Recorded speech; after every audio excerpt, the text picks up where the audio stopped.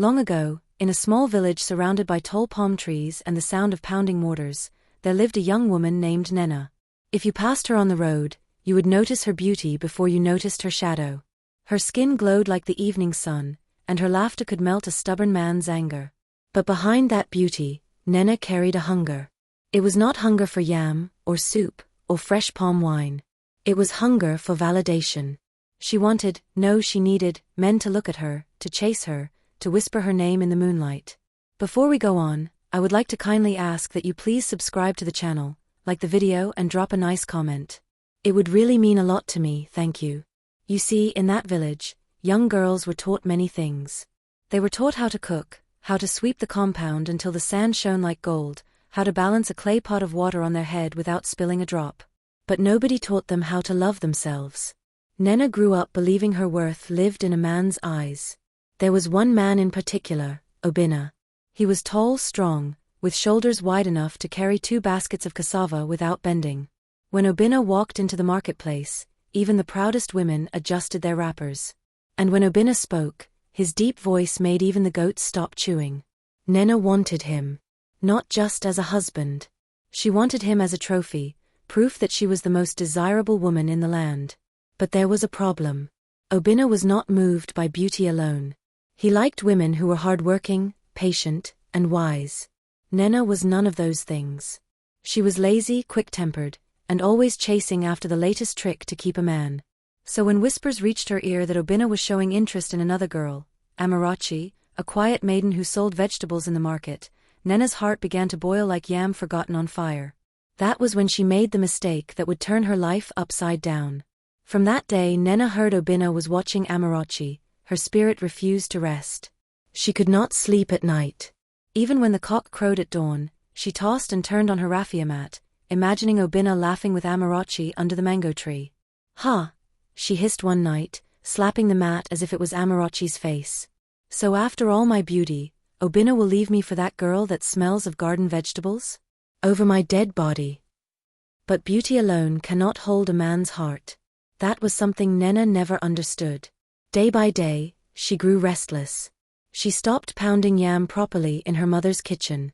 She carried firewood lazily, dragging her feet on the ground until her mother scolded her. "Nnenna, your mates are preparing for marriage, and you are here behaving like a spoiled parrot. Better change your ways." But Nnenna was not listening. Her heart was fixed on only one thing, Obinna. One afternoon, she went to the stream to fetch water. There, she met a group of older women washing wrappers and gossiping as they scrubbed against the smooth stones. Women's tongues, they say, can travel faster than a drumbeat.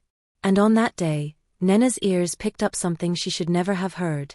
"Do you know," one woman whispered, lowering her voice as if she was revealing the secret to wealth, "that a woman can keep a man if she knows how to sweeten herself?" Another woman laughed. "Ah, Mom and Ketchy, what do you mean by sweeten?" The first woman leaned closer. "I mean exactly that. My grandmother told me, if a woman applies honey on her secret place before lying with a man, he will never forget her. The sweetness will hold him like chains." The women burst into laughter, splashing water with their hands. These young girls of today, if they hear this one, they will rush to buy every honeycomb in the market," one of them joked. They all laughed again, shook their heads, and returned to their washing. But Nnenna did not laugh. Her eyes widened. Her heart pounded. She stood frozen, her calabash half filled with water. Honey. That was it. The answer to all her problems. The charm that would make Obinna forget every other woman. As she walked home that day, the thought would not leave her mind. The words of the women repeated like drumbeats, "If a woman applies honey on her secret place, he will never forget her." She pressed her lips together and smiled a dangerous smile. "Obinna will not look at Amarachi again. Never. He will be mine." The very next morning, Nnenna woke up earlier than usual. The village cock had not even crowed 3 times when she was already tying her wrapper firmly across her chest. She told her mother, "Mama, I'm going to the market to buy palm oil." But her mind was not on palm oil at all.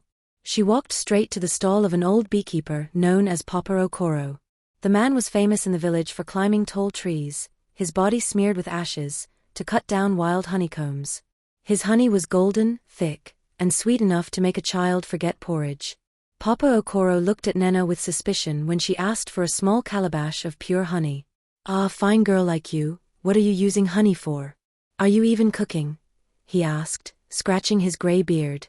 Nnenna forced a smile. "Yes, Papa, I want to cook stew for my family."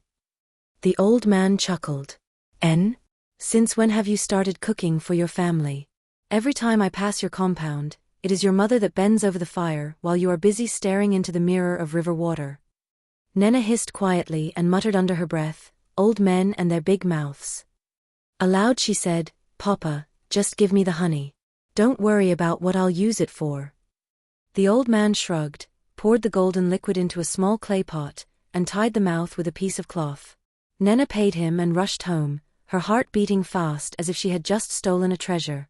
That whole afternoon, she sat in her room, staring at the honey. She dipped one finger into the thick liquid and licked it. Sweet. Almost too sweet. She imagined Obinna tasting it, imagined his eyes widening, imagined him declaring, "Nnenna, you are the sweetest woman in this world. I will never look at Amarochi again." Her heart swelled with pride. She was convinced she had found the ultimate trick. But as she planned, a small voice in her heart whispered warnings. Is this right? Shouldn't a man love you for who you are, not because of some sweetness? Nnenna pushed the voice aside. Love is war, she said to herself. And in war, you use whatever weapon you can find. That evening, she prepared herself carefully. She bathed twice, rubbing her skin with camwood until it glowed. She oiled her hair, tied her wrapper tightly, and applied a touch of red powder on her lips. Then she opened the clay pot, dipped her fingers inside, and, well, she did exactly what she had planned. She smeared the honey on her hidden place, humming to herself like a hunter sharpening his cutlass before entering the forest. She felt clever, powerful, even victorious. She whispered, "Obinna, today you will be mine." The plan was simple. The next time Obinna came near, she would lure him to a quiet spot. And there, she would give herself to him. After that, she believed, his heart would never wander again. But what Nnenna did not know was this: bees do not joke with honey. The smell travels far, and the creatures that love it most will follow wherever it goes.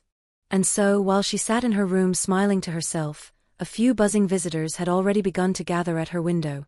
That night, the moon was round and bright, hanging in the sky like a calabash filled with milk.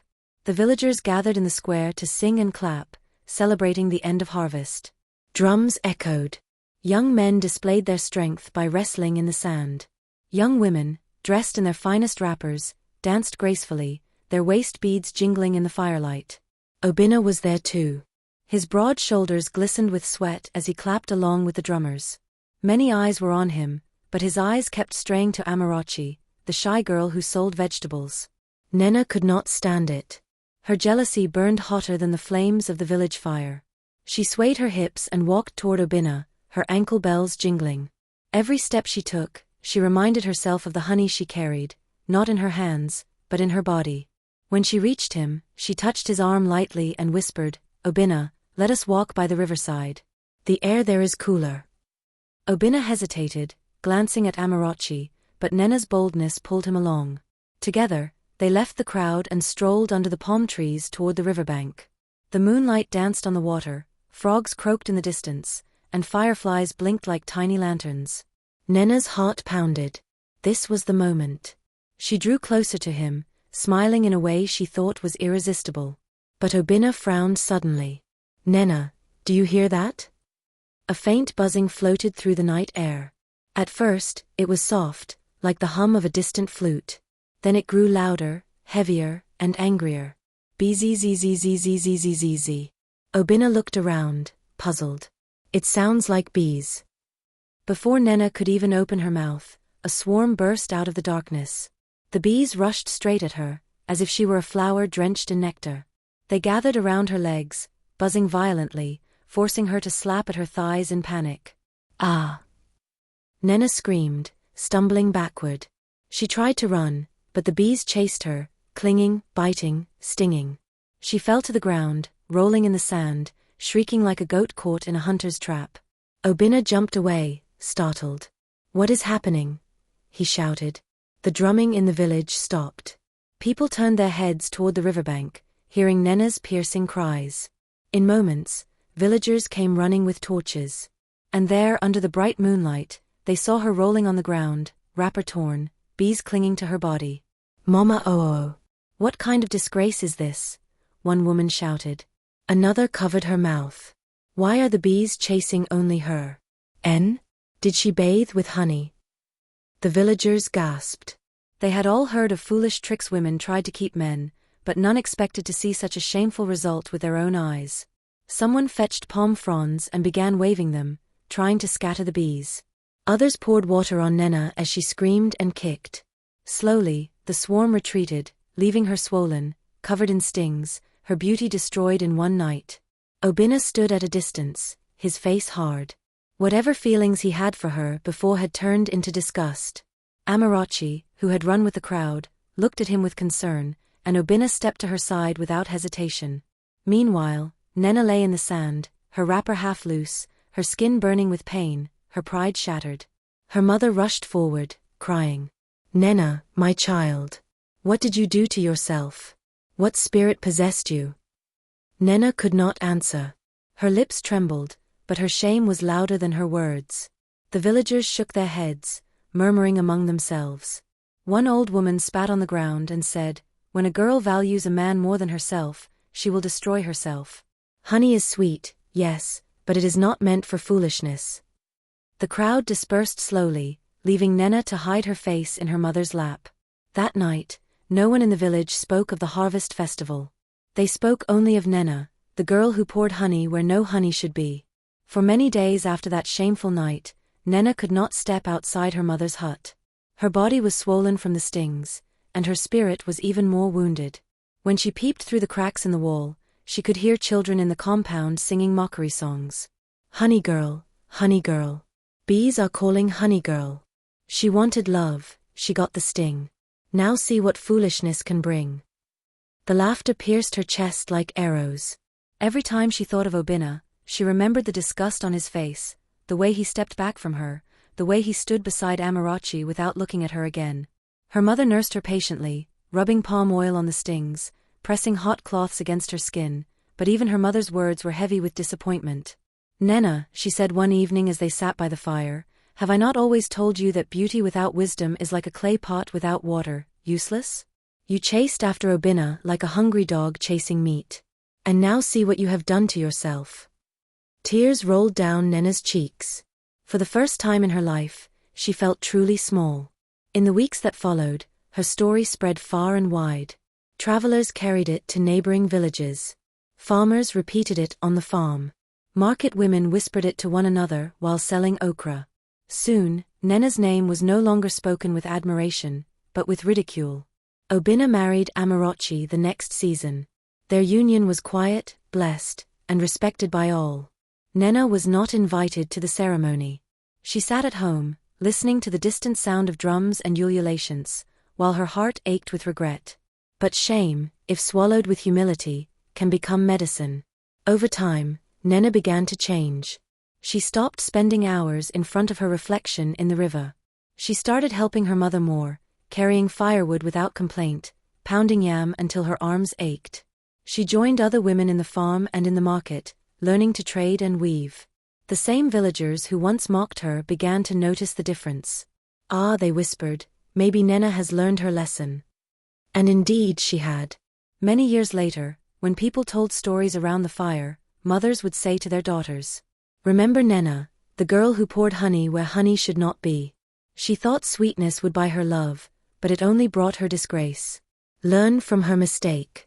Do not make yourself a fool for a man's validation. A woman's true sweetness is in her character, not in tricks or charms." The children would nod, wide-eyed, as the flames crackled. And so the tale lived on, not just as a story of Nnenna's folly, but as a lesson to generations. That desperation leads to destruction. That chasing validation is like chasing the wind, you will never hold it. And that a woman who respects herself will never need to smear honey to be valued. For in the end, bees will always find honey. And when they do, they will sting.